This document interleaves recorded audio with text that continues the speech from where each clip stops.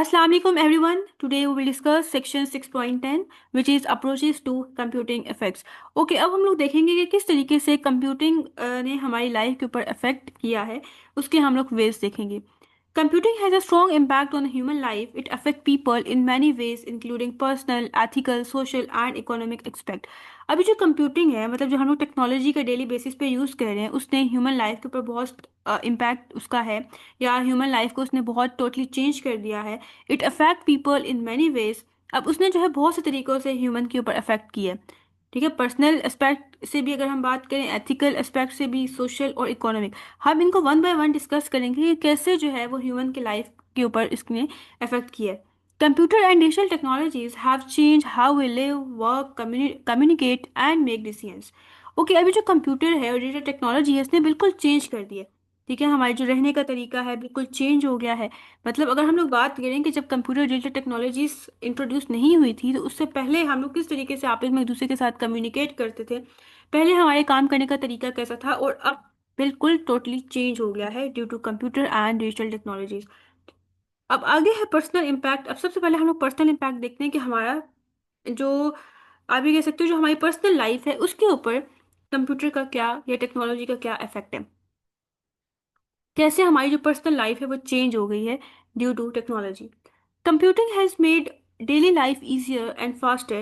Devices such as smartphone, laptops and computers help people manage tasks efficiently. अब computing की वजह से जो हमारी लाइफ है बहुत ज़्यादा इजी हो गई है और बहुत फास्टली हम लोग हर काम कर लेते हैं. अब जो हम लोग डिवाइसेस यूज़ करें जिसमें आ जाता है स्मार्टफोन, लैपटॉप और कंप्यूटर, इसकी वजह से क्या है कि जो लोग होते हैं वो इजीली अपने काम को मैनेज कर लेते हैं और एफिशिएंटली, मतलब बहुत अच्छे तरीके से टास्क को परफॉर्म कर रहे होते हैं.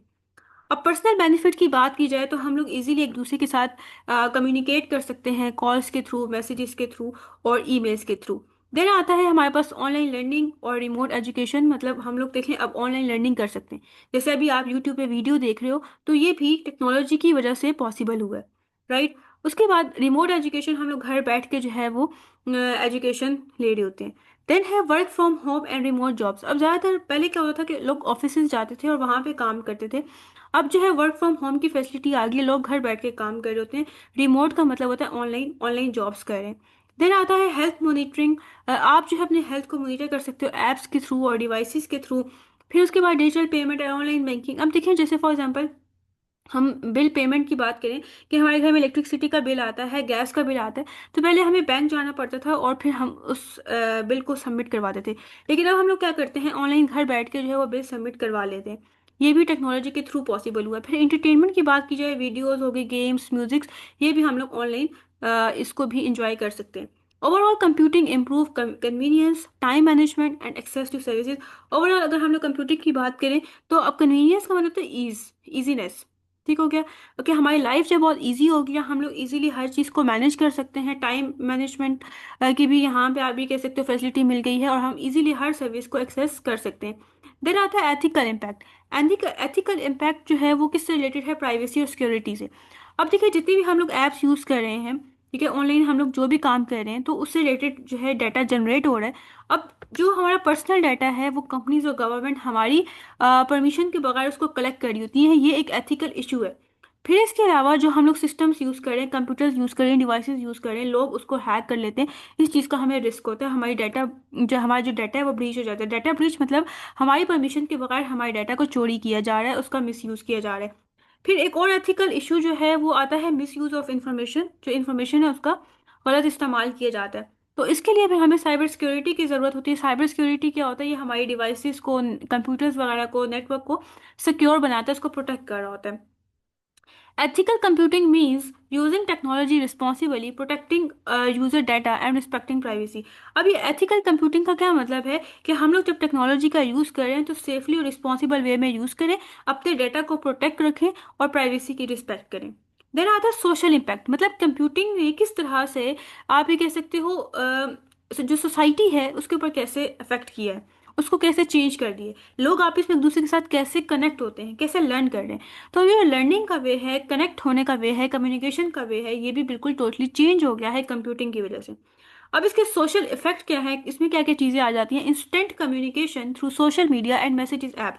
इंस्टेंट का मतलब होता है फौरी तौर पर। अब फौरन से आपको किसी के साथ भी कम्युनिकेशन करनी है, आप कर सकते हो। सोशल मीडिया ऐप्स को यूज़ कर सकते हो, जैसे व्हाट्सएप हो गया, इंस्टाग्राम वगैरह हो गया, या मैसेजेस ऐप को आप यूज़ करके एक दूसरे के साथ कम्युनिकेशन कर सकते हो। सेकेंड है हमारे पास इजी एक्सेस टू इंफॉर्मेशन विया सर्च इंजन लाइक गूगल। विया का मतलब होता है थ्रू। मतलब आपने अगर कोई भी इंफॉर्मेशन एक्सेस करनी है तो आप इजीली कर सकते हो सर्च इंजन को यूज़ करते हुए। सर्च इंजन जहाँ पे आपने सर्च करना होता है, जैसे गूगल वगैरह, यहाँ से आप किसी भी टाइप की इंफॉर्मेशन लेना चाहते हो आप ले सकते हो। देन आता है ऑनलाइन एजुकेशन। ऑनलाइन एजुकेशन की भी आपको फैसिलिटी प्रोवाइड की जाती है ड्यू टू कंप्यूटिंग। ये आपको अलाउ कर रहा होता है कि आप ऑनलाइन लर्निंग कर सकते हो किसी भी टाइम किसी भी जगह से। फिर global connectivity between people and cultures. अब इसमें क्या होता है कि देखिए, जैसे फॉर एग्जांपल एक पर्सन जो है वो चाइना में है और एक अमेरिका में है, एक पाकिस्तान में, वो इजीली एक दूसरे के साथ कनेक्ट हो सकते हैं और अपने कल्चर्स को एक्सचेंज कर सकते हैं। Computing strengthen communication collaboration and knowledge sharing. Computing की वजह से क्या हो गया, कम्युनिकेशन स्ट्रांग हो गया है। ठीक है, हम इजीली विद इन सेकेंड हम एक दूसरे के साथ कम्युनिकेट कर सकते हैं, कोलैबोरेट कर सकते हैं। कोलैबोरेट का क्या मतलब है कि हम लोग मिलकर कोई भी काम कर सकते हैं। जैसे हम लोगों ने किसी भी एक प्रोजेक्ट पे काम करना है तो वो कोलैबोरेशन होगी, और नॉलेज को शेयर कर सकते हैं। फिर नेक्स्ट है हमारे पास इसका इकोनॉमिक इम्पैक्ट क्या है, इकोनॉमी के ऊपर इसका क्या जो है वो रोल है। Computing play a major role in the economy. Okay, अब इकोनॉमी को क्या फायदे हैं। क्रिएशन ऑफ न्यू इंडस्ट्रीज, नई नई इंडस्ट्रीज बन रही हैं, सॉफ्टवेयर हाउसेज बन रहे हैं, आईटी के डिपार्टमेंट्स बन रहे हैं, ई कॉमर्स स्टार्ट हो गया। आप ऑनलाइन घर बैठ के शॉपिंग कर सकते हो, लोग जो है वो घर बैठ के अपने बिजनेसेस चला रहे हैं। Increases job opportunities, job opportunities बहुत ज़्यादा हो गई हैं, जैसे एआई की फील्ड में बहुत ज़्यादा जॉब्स आ गई हैं, डेटा साइंस की फील्ड में बहुत सी जॉब्स आ गई हैं। देन आता है ऑटोमेशन। ऑटोमेशन की वजह से क्या होता है, ऑटोमेशन का मतलब होता है आप ऑटोमेटिकली टास्क परफॉर्म कर रहे हो। मतलब डिवाइसेस जो हैं या टेक्नोलॉजी या मशीन्स ऑटोमेटिकली टास्क परफॉर्म कर रही है, वहाँ पे ह्यूमन की इन्वॉल्वमेंट की ज़रूरत नहीं है, तो उसकी वजह से जो है वो एफिशिएंसी इंप्रूव हो रही है। मतलब बहुत अच्छे से टास्क परफॉर्म हो जाते हैं, और वहाँ पे जो बिजनेस कॉस्ट है वो भी रिड्यूस हो गई है। देन आता है ग्लोबल ट्रेड। ठीक है, लोग जो हैं वो ग्लोबली तिजारत कर रहे होते हैं और अपने ऑनलाइन बिजनेसेस चला रहे हैं। जैसे आप दराज देख लें, ठीक है, ई कॉमर्स हो गया, या आप ये कह सकते हो शॉपिफाई हो गया। Computing help businesses grow and connect buyers and seller world wide. अभी जो कंप्यूटिंग है इसकी वजह से जो बिजनेसेस हैं वो ग्रो कर रहे हैं। ठीक है, ग्रो करने में हेल्प कर रहा है कंप्यूटिंग उनको। और इसके अलावा जो है वो जो बायर्स होते हैं और सेलर्स होते हैं वो आपस में कनेक्ट हो रहे हैं। ठीक है, और पूरी दुनिया के लोग आपस में एक दूसरे के साथ, अब देखिए जैसे फॉर एग्जांपल हम लोगों ने कुछ अमेरिका से मंगवाना है, तो वहाँ से हम लोगों ने कुछ बाय करना है, तो हम लोग इजीली घर बैठ के कर सकते हैं। देन आता है कल्चर इम्पैक्ट। हमारे कल्चर के ऊपर कैसे उसका इम्पैक्ट है, कैसे उसने चेंज कर दिया है। ठीक है, कल्चर के ऊपर उसने किस तरह से मुतासिर किया है। Computing has greatly influence culture and lifestyle. जो हमारा लाइफस्टाइल है, आप देख सकते हैं कि जो पहले के लोगों का लाइफस्टाइल था और जो हमारा लाइफस्टाइल है वो चेंज हो गया। ठीक है, कंप्यूटिंग की वजह से वो भी इन्फ्लुएंस हुआ है, वो भी मुतासिर हुआ है, वो भी चेंज हो गया। It has change how people interact share ideas and express themselves. Okay, अब इसने चेंज कर दिया कि लोग कैसे एक दूसरे के साथ इंटरेक्ट कर रहे हैं, कैसे आइडियाज शेयर कर रहे हैं, अपने आप को कैसे एक्सप्रेस कर रहे हैं। अब कल्चर के ऊपर क्या इफेक्ट है इसका। Social media connect people from different cultures around the world. अब डिफरेंट कल्चर्स के लोग आपस में एक दूसरे के साथ कनेक्ट होते हैं, कैसे होते हैं, सोशल मीडिया के थ्रू होते हैं। राइट, अब डिफरेंट कंट्रीज में रहते होते हैं वो एक दूसरे के साथ कनेक्ट हो रहे हैं। फिर उसके बाद कल्चर डाइवर्सिटी को प्रमोट किया जा रहा है। देखिए डिफरेंट कल्चर्स होते हैं, तो हमें डिफरेंट कल्चर्स, जैसे फॉर एग्जाम्पल हमारा जो कल्चर है वो पंजाबी कल्चर है, फॉर एग्जाम्पल दूसरों का सिंधी कल्चर है, तो हमें एक दूसरे को अंडरस्टैंड करना चाहिए, एक दूसरे की रिस्पेक्ट करनी चाहिए। ठीक है, इस चीज़ को प्रमोट किया जा रहा है। देन आता है digital tool help preserve traditions through online archives photos and videos. Okay, अब जो डिजिटल टूल्स हैं, ठीक है, अब जिसमें जो है जो डिजिटल टूल्स होते हैं, जैसे आप भी कह सकते हो सोशल मीडिया प्लेटफॉर्म है, अब वो क्या करें, वो ट्रेडिशंस को प्रिजर्व कर रहे हैं, वो बचा रहे हैं उनको। ठीक है, या आप भी कह सकते हो जो कल्चर्स हैं, ठीक है, जो आप ये कह सकते हो पुराने कल्चर्स हैं उनको बचा रहे हैं। ठीक है, उनको जिंदा रख रहे हैं। अब क्योंकि जैसे कोई इवेंट आता है और उस इवेंट को सेलिब्रेट किया जाता है, और उसके बाद उसकी फोटोज वगैरह वीडियो शेयर की जाती हैं, जिससे सब लोगों को पता चल जाता है कि अच्छा हाँ ये भी एक ट्रेडिशन है। ठीक है, और वो इस तरह से जिंदा रहता है। People share music art language and custom online. अब देखिए जो लोग होते हैं उनके डिफरेंट लैंग्वेजेस होते हैं, उनके डिफरेंट कस्टम होते हैं, उनके डिफरेंट म्यूजिक होते हैं, वो शेयर करते हैं। इससे क्या होता है कि हमें दूसरों के बारे में भी नो हाउ हो रही होती है। अब जो लोकल कल्चर्स होते हैं, जो छोटे छोटे कल्चर्स होते हैं, स्मॉल कल्चर्स होते हैं, और जो ग्लोबल कल्चर्स हैं, मतलब जो आपको देखने में ज़्यादा ज़्यादा नज़र आ रहे होते हैं, मतलब आप टिकटॉक भी ओपन करें या इंस्टाग्राम आप यूज़ करें, तो वहाँ पे भी आपको वही कल्चर्स नज़र आ रहे हैं जो ग्लोबल कल्चर्स होते हैं। तो अब इन दोनों को आपस में ब्लेंड किया गया है, और इनको चेंज किया गया है। जैसे देखें आप, पंजाबी कल्चर है, पंजाब के पंजाबी लोग कैसे रहते हैं, उनके रहन सहन कैसा होता है, उनके कपड़े कैसे होते हैं, लेकिन अब देखिए वो चेंज होता जा रहा है और वो ग्लोबल कल्चर में ब्लेंड होता जा रहा है, उसमें मिक्स होता जा रहा है। ठीक है, अब पहले जो है वो लोग आप भी कह सकते हो कि धोती शलवार उनकी होती थी इस तरह से कुछ, लेकिन अब वो चीज़ चेंज हो गई है और लोगों ने अपना जो लाइफ स्टाइल है, वो ट्रेंड, वो सब कुछ चेंज कर लिए और जो ग्लोबल कल्चर्स हैं लोग उसी को ही यूज़ कर रहे हैं। नेक्स्ट आता है computing help culture separate evolve and stay preserved at the same time. अब जो कंप्यूटिंग है, ठीक है, अब ये क्या कर रहा है, ये कल्चर को सेपरेट करने में हेल्प कर रहा है। ठीक है, कल्चर को फैला रहा है, उसको इवॉल्व, इवॉल्व का मतलब उसके अंदर नई चीज़ें लेके आना, उसको थोड़ा बहुत चेंज करना, उसको प्रिजर्व करना, प्रिजर्व मतलब उसको बचाना। अब आगे है इम्पैक्ट ऑन ग्लोबलाइजेशन। ग्लोबलाइजेशन के ऊपर इसका क्या इम्पैक्ट है, मतलब लोग किस तरीके से जो दूर दूर रहते हैं, डिफरेंट कंट्रीज में रहते हैं, वो आपस में कैसे कनेक्ट हो रहे हैं। Globalization effect include instant communication across countries. ठीक है, जो अब डिफरेंट लोग डिफरेंट जगह पे रहते हैं, डिफरेंट कंट्रीज में रहते हैं, वो फौरी तौर पर एक दूसरे के साथ कम्युनिकेट कर सकते हैं, एक दूसरे के साथ कोलैबोरेट कर रहे होते हैं एजुकेशन में, बिजनेस में। इसके अलावा जो है, जो इंटरनेशनल ट्रेड है उसको सपोर्ट किया जा रहा है ई कॉमर्स के थ्रू। ठीक है, लोग जो अपने बिजनेसेस चला रहे हैं और तिजारत कर रहे हैं। फिर उसके बाद क्या है, use of digital payment world wide. अब फॉर एग्जांपल एक पर्सन है जो अमेरिका में है और एक पाकिस्तान में, वो एक दूसरे को इजीली पैसे ट्रांसफ़र कर सकते हैं, पेमेंट्स कर सकते हैं। Sharing of ideas knowledge and culture across border. अब डिफरेंट कंट्रीज़ के लोग आपस में एक दूसरे के साथ अपने आइडियाज़, अपने नॉलेज, अपने कल्चर शेयर कर रहे होते हैं। Computing has made the world more connected and interdependent. इससे क्या हो रहा है कि जो कंप्यूटिंग है उसने पूरे वर्ल्ड को एक दूसरे के साथ, मतलब पूरे वर्ल्ड में जितने भी कंट्रीज हैं उन सबको एक दूसरे के साथ कनेक्ट कर दिया है और सब एक दूसरे के ऊपर जो है वो डिपेंड कर रहे हैं। अब नेक्स्ट है इसका ई कॉमर्स के ऊपर क्या इम्पैक्ट है। ई कॉमर्स होता क्या, ई कॉमर्स का मतलब होता है कि जो प्रोडक्ट्स होते हैं, सर्विसेज होते हैं, उनको हम लोग बाय करें या सेल करें, कैसे ऑनलाइन करना होगा। ठीक है, हमने कोई चीज़ बाय करनी है तो ऑनलाइन करेगा, हमने कुछ सेल करना है तो ऑनलाइन करें। अब जो कंप्यूटिंग है उसका क्या इम्पैक्ट है ई कॉमर्स के ऊपर। अब जो लोग होते हैं वो किसी भी टाइम किसी भी जगह से शॉपिंग कर सकते हैं, राइट। उसके बाद आता है businesses can reach global customer. अब देखें, जैसे हम लोगों ने कोई बिजनेस स्टार्ट किया है और हम लोग चाहते हैं कि जो हमारे कस्टमर्स हों वो बाहर के हों, तो इजीली जो बाहर के कस्टमर हैं, जो ग्लोबल कस्टमर्स हैं, जैसे कोई अमेरिका में रहता है, कोई यूरोप में रहता है, कोई चाइना में रहता है, वो इजीली हमारे प्रोडक्ट्स बाय कर सकते हैं। फिर अब यहाँ पे क्या है कि जो फिजिकल शॉप्स की ज़रूरत थी वो भी कम से कम होती जा रही है, हम लोग घर में बैठ के जो है अपना बिजनेस चला रहे होते हैं। और faster and more secure online transactions. अब देखिए, हम लोगों ने पैसे एक दूसरे की तरफ ट्रांसफर करने, हमने कोई भी चीज़ ली है तो जो पेमेंट्स करनी है वो भी हम लोग इजीली फास्टली कर सकते हैं। इससे क्या होगा, इससे क्या होता है कि एक तो हमारा टाइम सेव हो जाता है और हम लोग इजीली जो है जो भी चीज़ हमें बाय करनी है, सेल करनी है, वो भी हम कर सकते हैं। इससे क्या होगा, जो बायर्स हैं और सेलर्स हैं उनके लिए बहुत ज़्यादा कन्वीनियंस हो गया, बहुत ईजी हो गया। Computing has transformed computing has transform traditional businesses into digital e commerce. ठीक है, अब ये क्या हो रहा है कि जो पहले पुराने बिजनेसेस थे जिसके लिए फिजिकल शॉप होती थी, वहां पे लोग अपना बिजनेस चला रहे थे, अब उसको कन्वर्ट किया गया है डिजिटल ई कॉमर्स में कन्वर्ट कर दिया गया। ठीक है, ऑनलाइन डिजिटल कॉमर्स में कन्वर्ट कर दिया गया। अब नेक्स्ट है हमारे पास section 6.11 intellectual property protection. Okay, सबसे पहले तो हमें ये पता होना चाहिए आईपी या इंटेलेक्चुअल प्रॉपर्टी होता क्या है। ठीक है, उसके बाद हम लोग देखेंगे कि अब आगे, ठीक है, intellectual property protection means protecting creations of the human mind such as invention, design, writing, music and symbol. Okay, intellectual property protection का मतलब ये होता है कि देखें, जो भी चीज़ ह्यूमन माइंड से क्रिएट की गई है, ठीक है, वो कोई पोस्टर हो सकता है, वो कोई फोटो हो सकती है, वो कोई इन्वेंशन हो सकती है, वो कोई म्यूजिक हो सकता है, सिंबल हो सकता है। ठीक है, उसको प्रोटेक्ट करना कि बाद में आके कोई ये क्लेम ना करे कि ये चीज़ मैंने बनाई है, जिसने बनाई है। ठीक है, ताकि उसी को क्रेडिट मिले, कोई और आके ये ना कहे कि ये चीज मैंने बनाई है तो मैंने इसको यूज करना है, कोई और यूज नहीं कर सकता। अब जिसने वो चीज बनाई होती है, जिसका क्रिएटर होता है, उसके पास लीगल राइट होता है कि जस्ट वही उसको यूज करे, किसी और के पास कोई राइट नहीं है कि वो उसको कॉपी करे या वो उसको यूज करे उसकी परमिशन के बगैर। अब आईपी प्रोटेक्शन जो है वो इनकरेज करता है इनोवेशन को, क्रिएटिविटी को।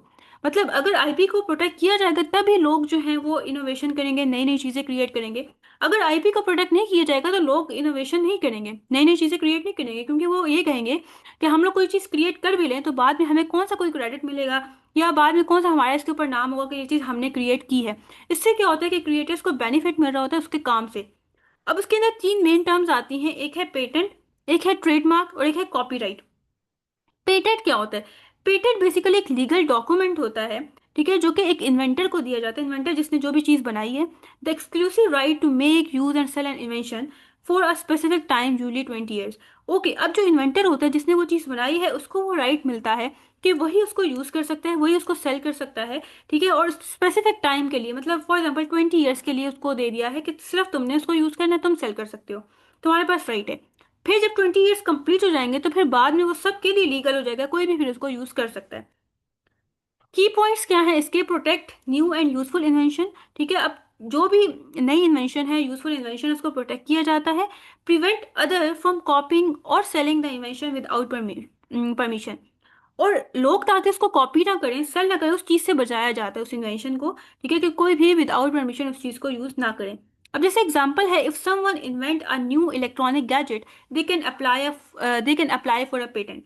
कि फॉर एग्जाम्पल किसी ने भी कोई भी न्यू इलेक्ट्रॉनिक गैजेट बनाया है, कोई मोबाइल बनाया है, तब उसके बाद पेटेंट अप्लाई हो जाएगा कि सिर्फ जिसने वो बनाया है, जो उसका इन्वेंटर है, जो उसका क्रिएटर है, जिस वो उसको यूज कर सकता है, वो उसको सेल कर सकता है। और कोई उसको सेल नहीं कर सकता, कोई उसको यूज नहीं कर सकता। आगे है विदाउट द इन्वेंटर अप्रूवल, मतलब जब तक इन्वेंटर उस चीज को अप्रूव ना कर दे कि तुम उसको यूज कर लो, तब तक कोई भी यूज नहीं कर सकता। नेक्स्ट आता है ट्रेडमार्क। ट्रेडमार्क बेसिकली एक सिंबल होता है, या आप कह सकते हो लोगो होता है, या नेम होता है, या डिजाइन होता है, जो ब्रांड को आइडेंटिफाई कर रहा होता है। अब जैसे जे डॉट ब्रांड है, ठीक है, उसको देखते साथ हमें समझ आ जाती है, इसके लोगों को देखते साथ कि अच्छा ये जुनैद जमशेद का ब्रांड है। तो मतलब ब्रांड को आइडेंटिफाई करने के लिए कोई ना कोई सिंबल यूज किया जाता है, कोई लोगो यूज किया जाता है, कोई नेम यूज किया जाता है, जो कि क्या कर रहा होता है, प्रोडक्ट और सर्विसेज को दूसरों से मुख्तलिफ कर रहा होता है। अब जैसे हम लोग दो सूट लेते हैं, एक सूट जो है वो हम कह देते हैं कि खादी का है, और दूसरा सूट कोई लोकल ब्रांड का है। तो हम जो खादी का होगा, देखते साथ हम उसको पहचान लेंगे क्योंकि उसके ऊपर खादी का लोगो लगा होगा। की पॉइंट्स क्या है? Help customer recognize a brand. इससे क्या होता है कि जो ब्रांड होता है उसको पहचाना जाता है। ठीक है, लोगों के लिए बहुत हेल्पफुल हो रहा होता है कि वो इजीली ब्रांड को पहचान सके। फिर इसके अलावा क्या होता है कि जो ब्रांड की आइडेंटिटी है उसको प्रोटेक्ट किया जा रहा होता है, उसकी रेपुटेशन को प्रोटेक्ट किया जा रहा होता है। अगर ये सारी चीज़ें ना, ट्रेडमार्क ना यूज़ किया जाए, मतलब कोई सिंबल या नेम वगैरह ना यूज़ किया जाए, जैसे जैसे फॉर एग्जांपल हम लोग खादी के कपड़े ले रहे हैं, तो उसके ऊपर उसका लोगो नहीं यूज़ किया गया, और हमें कोई कह रहा है ये खादी का है, लेकिन एक्चुअल में वो नहीं है क्योंकि उसके ऊपर कोई लोगो नहीं है। और अगर लोगो नहीं यूज़ किया जाता, और हम लोग कोई भी कपड़े ले रहे हैं, और वो जिस हम लोग शॉप से ले रहे हैं वो हमें कह रहे हैं कि खादी का है, और एक्चुअल में वो नहीं है, और उसकी क्वालिटी भी ख़राब है, तो इससे क्या होगा, खादी का जो नाम है वो ख़राब होगा, उसकी रेपुटेशन ख़राब होगी। इसलिए लोगो लगाया जाता है ताकि पता चले कि कौन से खादी के कपड़े हैं और कौन से नहीं है। जैसे एग्जाम्पल है, the Apple logo is a trademark. अब एप्पल का जो मोबाइल होता है उसके ऊपर एप्पल का लोगो लगा होता है, जो कि इस चीज़ को आइडेंटिफाई कर रहा होता है कि ये एप्पल का प्रोडक्ट है। कोई आईफोन हो सकता है, कोई मैकबुक हो सकती है, कोई मोबाइल फ़ोन हो सकता है। नेक्स्ट आता है कॉपीराइट। अब कॉपीराइट क्या होता है? एक लीगल राइट होता है, जो कि क्या कर रहा होता है, जो क्रिएटिव वर्क है, जो ओरिजिनल क्रिएटिव वर्क है, उसको प्रोटेक्ट कर रहा होता है। अब जैसे फॉर एग्जांपल कोई पर्सन है जिसने, या कोई डेवलपर है जिसने कोई सॉफ्टवेयर बनाया है, अब ये उसका क्रिएटिव वर्क है। ठीक है, अब उसके पास राइट होगा कि जस्ट वो उसको यूज करे, और कोई आके ये क्लेम नहीं कर सकता कि ये चीज़ मैंने बनाई है तो मैंने यूज करना है। अब क्रिएटिव वर्क में क्या क्या चीजें आती हैं? कोई बुक भी हो सकती है, कोई म्यूजिक हो सकता है, कोई फिल्म हो सकती है, कोई सॉफ्टवेयर हो सकता है, कोई आर्ट हो सकता है। अब इसके की पॉइंट क्या है? Given automatically to the creator. ठीक है, जिसने वो चीज बनाई होती है उसको ऑटोमेटिकली कॉपीराइट मिल जाता है। Control कॉपिंग sharing and use of the work. और फिर ना तो उसको कोई कॉपी कर सकता है, ना उसको कोई शेयर कर सकता है, ना उसको यूज कर सकता है। Allow the creator to earn money from their work. और इसके बाद क्या होता है कि क्रिएटर को अलाउ किया जाता है कि आप इससे पैसे कमा सकते हो। अब जैसे एग्जांपल है, एक ऑथर है जिसने एक बुक लिखी है, तो अब उसके पास जो है वो कॉपीराइट होगा कि जस्ट वही उसको यूज कर सकता है, कोई उसको यूज नहीं कर सकता, कोई उसको पब्लिश नहीं कर सकता ऑथर की परमिशन के बगैर। तो यहाँ पे ये एंड हो गया है। नेक्स्ट आगे इसके एक्सरसाइज है। आई होप सो आज का लेक्चर आपको समझ आया होगा। इन केस फिर भी कोई क्यूरी है तो आप कमेंट सेक्शन में पूछ सकते हैं।